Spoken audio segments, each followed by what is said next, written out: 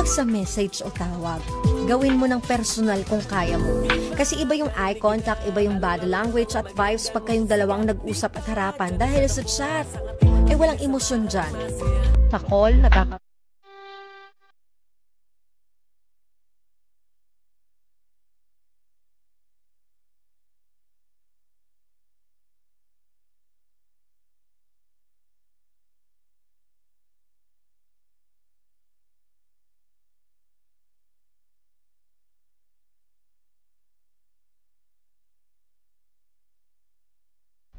.3 FM Radio Manila. Your favorite music radio. Ka-vibes. Andito na ang bagong baby ng bayan. Pero promise, hindi kita bibitawan. Andito na rin ang bagong magiging bestie ng mga above na binitawan. Siyempre, walang iba yan. Ang baby mo pagdating sa radyo. Ang nag-iisang DJ May for the main event. Kaya naman samahan niyo ako ngayong gabing ito. Ramdam na ramdam ko ang lamig. Paano ba naman nakatutok sa akin ang aircon? And I'm sure kayo din, di ba? Kaya naman perfect itong gabing ito. Sasamahan ko kayong mag-init. At kahit hindi man tayo magkasama, ipaparamdam ko sa inyo na kayo ay may kayakap ngayong gabi. Magandang gabi, Metro at Mega Manila. At tayo rin ay sabayang napapakinggan dito sa 102.3 Baguio, 97.5 Shenzhen. At sa mga nakikinig sa atin through our FM Radio Philippines app, andyan ang mga OFW natin na talaga namang ginagawa tayong umagahan. Talagang sinisimulan nila ang kanilang araw ng good vibes. Ang mga vendors natin na ready na ulit para sumabak sa kanilang mga trabaho. Mga security guards na mapaaraw man, mapagabi, tag-ulan, kahit may bagyo, ginagampanan pa rin ang kanilang mga katungkulan na magbantay. Maraming salamat po sa lahat ng mga bus terminals, mga tsoper, may mga nasa biyahe ngayon at nakikinig kay DJ Maine, yung mga broken-hearted, yung mga in love, at yung naguguluhan sa kanilang mga sarili. Oo, ikaw nga. Nag-isip ka pa, akala mo si Manong driver? Hindi, ikaw. Kaya naman tumutok na kayo dito. And I'm sure makaka-relate kayo sa ating main confession for tonight. At tayo rin pala ay naka-livestream sa aming YouTube channel, kaya kung hindi ka pa nagsusubscribe, mag-subscribe ka na, hanapin ang 92.3 FM Radio Manila YouTube channel. Magandang gabi, Gloria Constantino Mesiano. Adrian Sabroso na nakatutok mula sa Rosario, Cavite. Nako, shoutout sa mga taga Cavite, yung mga ibang binaha. At sa mga ibang lugar pa. Erwin Cuenco, Mary Dulay, Boss Noy, Daniel Yap. At sa lahat na nakikinig, maparadyo man yan, mapa YouTube livestream at mapa FMR Philippines app. Magandang gabi po sa inyong lahat. Na-miss ko kayo. Lalong-lalo na ikaw. Oo, ikaw nga. Kaya naman sabay nating alamin. Sabay tayong magpainit ngayong gabing ito. Nang sa ganon magising ang mga diwa ninyo. Sino kaya ang nag-confess? At ano kaya ang kanyang kinonfess? Kaya naman, tara na sa main confessions. May mga lihim ka bang gustong sabihin? O mga sikretong gusto mong aminin? Halika't ating pag-usapan sa Main Confessions.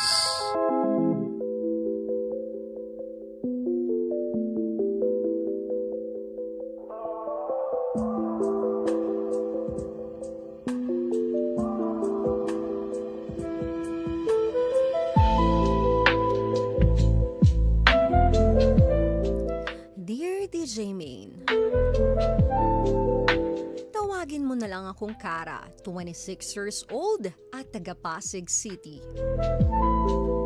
Matagal na akong nakikinig sa programa mo, pero ngayon lang ako nagkalakas loob na sumulat. Medyo naughty itong istorya ko ha, at sana ay huwag akong husgahan tungkol dito. Aminado naman ako na may pagkapilya din ako, pero hindi po ako masamang tao. Tungkol ito sa boy next door ng buhay ko. Si Ben. Simula pa lang may kilig na akong naramdaman o nararamdaman tuwing nakikita ko siya. Yung kapitbahay naming tahimik, mabait, at palagi lang nag-iikot kasama ang kanyang alagang aso. Hindi siya kagwapuhan sa paningin ng lahat, pero para sa akin may kakaiba sa kanya. Yung tipong inosente, pero may wild side din pala sa loob. Gustong gusto ko yung ganon, DJ Main, yung ako yung magmumulat sa kanya sa mundo ng init at pantasya. Ramdam ko rin naman na may gusto siya sa akin. Kung minsan ay nahuhuli ko siyang nakatitig. Minsan, parang may gusto na siyang sabihin. Pero laging napuputol ang moment. Torpe kasi siya, DJ Main. What if ako na kaya ang unang gumalaw para magpakita ng motibo? Isang gabi ay nagkaroon ng inuman ang barkada. Kasama din pala siya sa naimbita. Laking tuwa ko nang makita ko siya. Umatake ang pagkapilya ko at plano ko siyang akitin para tuluyang bumigay. Nang maghahating gabi na ay nagkayayaan na ang lahat na umuwi. Habang nasa gate na ang lahat ay bigla kong hinawakan ang kamay niya. Tahimik siya. Pero hindi umiwas. Pagkatapos ay niyaya ko siya na ihatid ako pauwi ng bahay namin. Hindi na ako nakapagpigil, DJ Main. Pagpasok pa lang ng bahay ay bigla ko siyang hinalikan ng marahas. Kinuha ko ang kamay niya at nilagay ko sa mga parte ng katawan ko. Hindi na rin siya tumanggi. Parang sabik din siya. Mainit, mabagal, pero gigil. Damang-dama ko ang init ng pagpiga ng kanyang mga palad. Para siyang bata na namamasyal sa aking kabundukan. Simula noon, parang nagbago ang ihip ng hangin. Hindi na siya ganon katorpe, pero hindi rin siya naging expressive. Kapag nakikita kami, may ngiti, may simpleng lambingan, pero walang malinaw na usapan kung ano ba kami. Ito ngayon ang problema ko, DJ Main. Ako lang ang nag-iisip kung may patutunguhan pa ba itong nangyayari sa amin. Gusto ko siyang makilala pa. Gusto ko din siyang mahalin at sana ay mahalin din niya ako. Hindi lang sa kama kundi sa totoong buhay. Mali ba na ako ang naunang kumilos? Payuhan mo naman ako, DJ Main, para once and for all ay malaman ko kung itutuloy ko pa ba itong kahibangan ko. From Kara.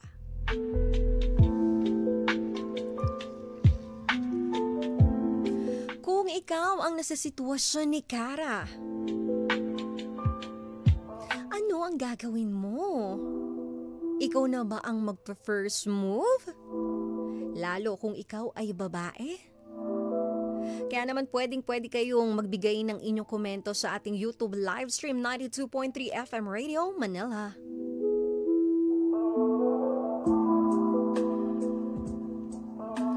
Gaya ng sabi mo, Kara, hindi ka masamang tao.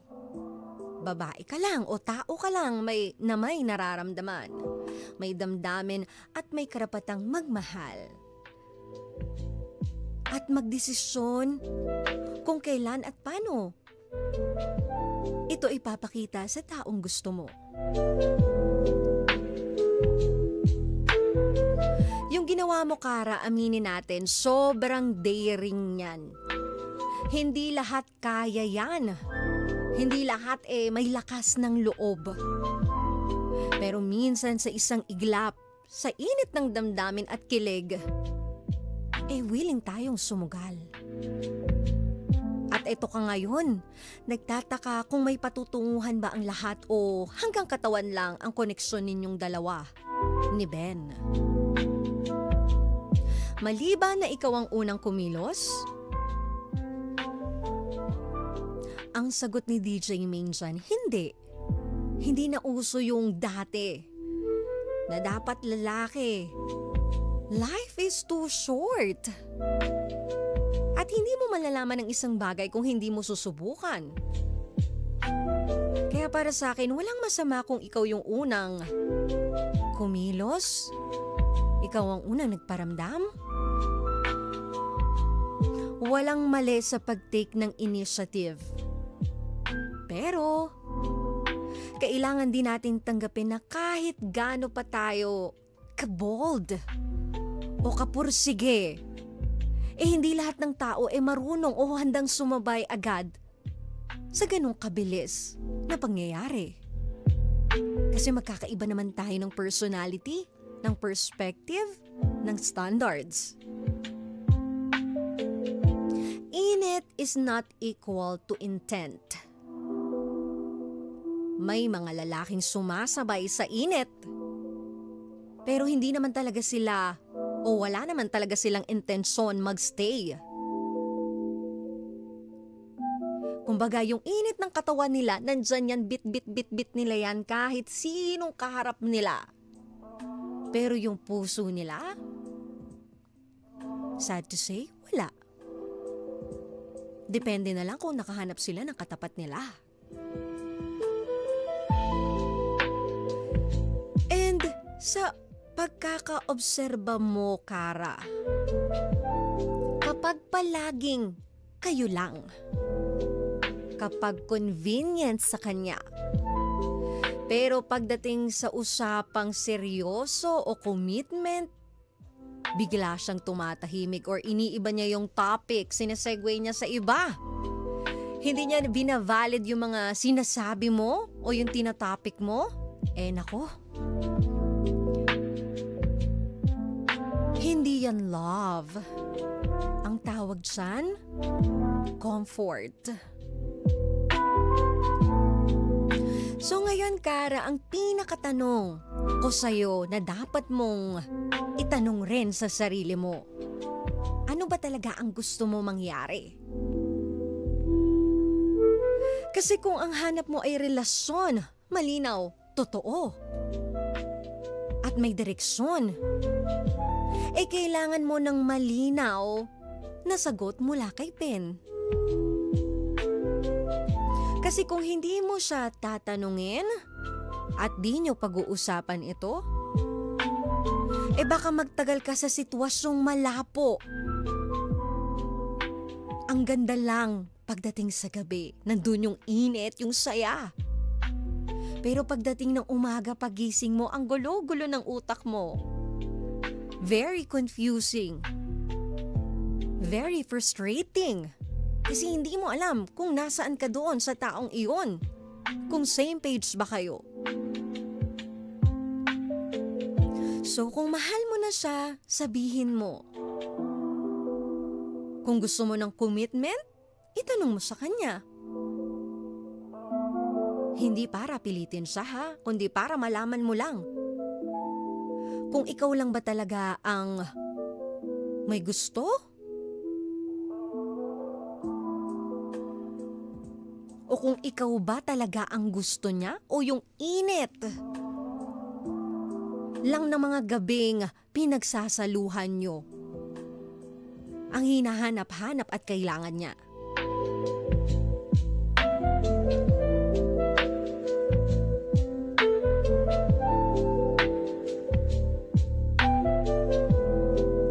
Ito, sabi ni Boss Noy, bahala ka kung yan ang gusto mo. Basta alam mo ang salitang proceed with caution. Walang masama doon, 2025 na pero dapat siya pa rin ang gagawa ng paraan kung gusto niyang kayong dalawa ay magkatuluyan. Totoo din naman yan, perspective yan galing sa isang lalaki. Sabi nga, 'di ba? Pag gusto, may paraan. Pag ayaw, maraming dahilan. At kahit maraming hadlang, hindi ayon ang mga pangyayari sa sitwasyon ninyo, pag gusto ka ng isang tao,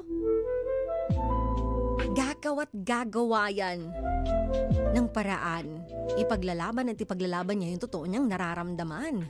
Hindi yan mahihiya sa'yo. Magiging open yan sa'yo.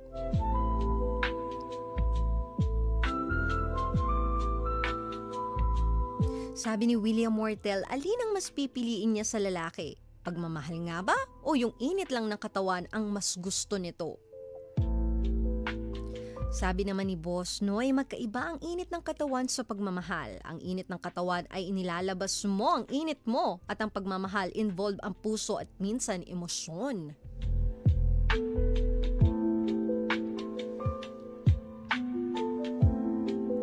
Walang masama sa pagnanais ng physical intimacy. Tao tayong may pangangailangan. Pero kung ang puso mo ay naghahanap ng relasyon, habang ang sa kanya ay nakatuon lang sa physical connection, hindi talaga kayo magkakasalubong. And kung gusto ka rin talaga ni Ben, higit sa physical o yung kaya mong i-offer gabi-gabi, hahanap siya ng paraan para mas lalo kanyang makilala. At hahanap siya ng paraan para sabihin ito sa'yo. Lalaban siya, liligawan ka, kikilalanin ka, at magpapakatotoo siya. Pero kung paulit-ulit kayong nasa malapo pero mainit, baka yun lang talaga yung gusto niyang set up. No labels, no effort, no clarity, no expectations. Tandaan mo, Kara, love brings clarity, not confusion. Love doesn't blind. Love doesn't blind you. Because love will help you see.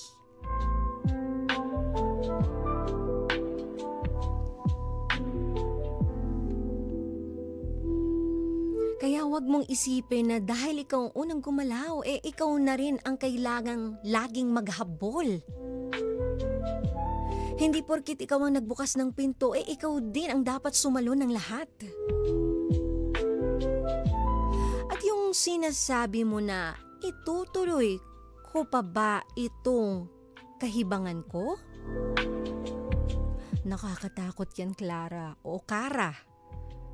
Kasi kapag hindi mo alam kung fantasy pa ba ito o reality, kung paulit-ulit mong tinatanong sa sarili mo kung mahal ka ba talaga niya at may patutunguhan ba to, malamang hindi siya nagbibigay ng sapat na kasiguraduhan sa'yo. Kapag mahal ka ng isang lalaki o ng isang tao, hindi ka niya hahayaang manghula. Dahil hindi ka naman manghuhula.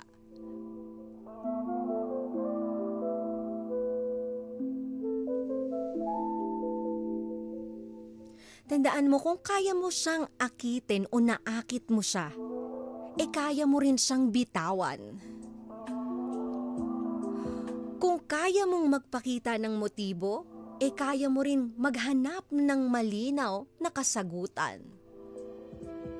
At kung kaya mo magmahal, kaya mo ring ipaglaban ang karapat-dapat na pagmamahal na deserve mo.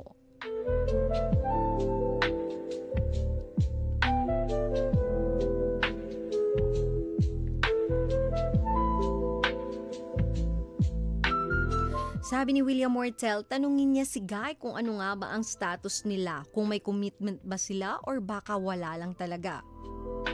Totoo naman eh. Kailangan niyang tanungin directly. At sana sagutin din siya ng Guy ng totoo. At wag na siyang paasahin pa. Kasi mas masakit yun. Mas okay yung straightforward. Kahit ako, ayoko yung nanghuhula ako. I don't like hints. Be straightforward, napakadali lang nun. Kaya sana yung mga lalaking ganyan gawin nyo rin naman yan. Gusto nyo bang ginagawa o gawin din sa inyo yun? Syempre hindi, diba?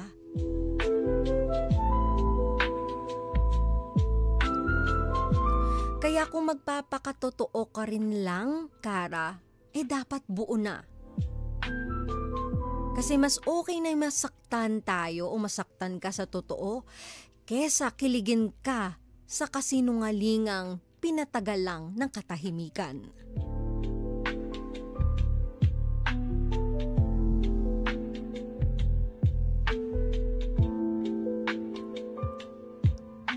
If you have to wonder where you stand, maybe it's time to walk away, 'cause the right one won't make you question your value.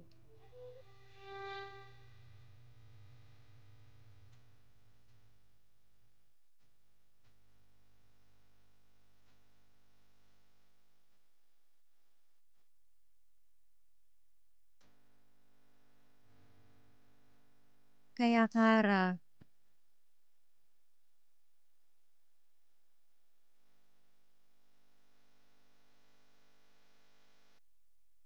sana nabigyan kita ng linaw?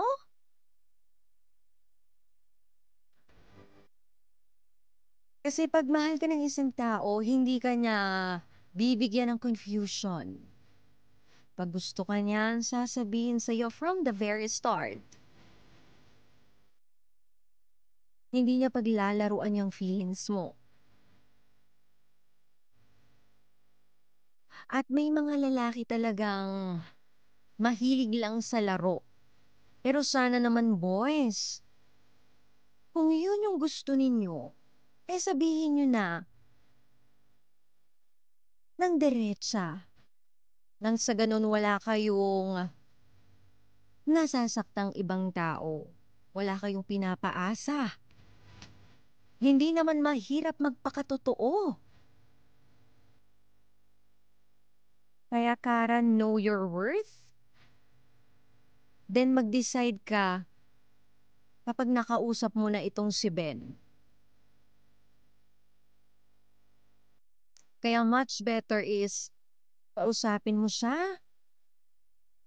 Itanong mo yung mga dapat mong itanong. Sabihin mo yung totoo mong nararamdaman. At dun mo malalaman kung ano ba talaga ang intensyon niya para sa'yo. Maraming salamat, Kara, sa pag-confess mo kay DJ Main. At sa mga gustong mag-confess, ito yung ang hirap i-share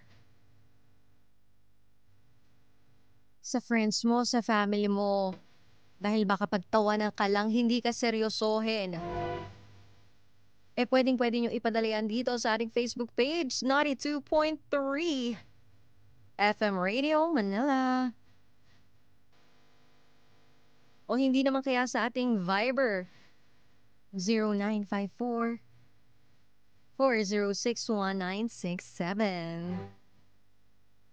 Maraming salamat Kara ng taga Pasig City at shoutout sa mga taga Pasig. At bago ang lahat, gusto kong pasalamatan muna Uy Dental Clinic, Horticulture by Caldana, Isabero Microblading, Vanity Lounge Aesthetics, Imprint Customs, Zero Helmets Philippines, Sping Philippines, Yes, the Fruit Game Apple to Apple, At pwedeng-pwede nyo ako i-follow sa aking mga social media accounts, Facebook page, YouTube, Instagram at TikTok, pare-parehas na Main Eugenio. At dito sa favorite ninyo, lahat ng social media platforms natin pare-parehas na 92.3 FM Radio Manila. Another main confession na naman ang natapos natin ngayong gabi. Samahan niyo ko tomorrow night Friday. At meron tayong gwapong bisita bukas ng gabi. Abangan nyo kung sino yan. Isa sa mga kilalang motovlogger na talaga namang iniidolo ninyo. Kilalanin natin siya bukas. Same time, same frequency. Samahan niyo ko Lunes hanggang Biyernes, 9:30 p.m. to 12 midnight. Dito sa favorite ninyo, 92.3 FM Radio Manila, your favorite music radio, Ka-Vibes. Kasama ang baby mo sa radyo, ang nag-iisang DJ Main for the main event. Na nagsasabi na worth it na ang pagpupuyat ninyo. Dahil meron ang magsasabi sa inyo ng good night, baby. I love you.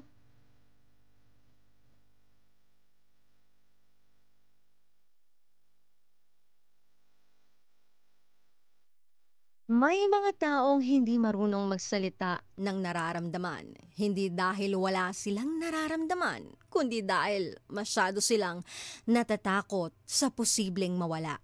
Bago pa man nila masabi ang totoo.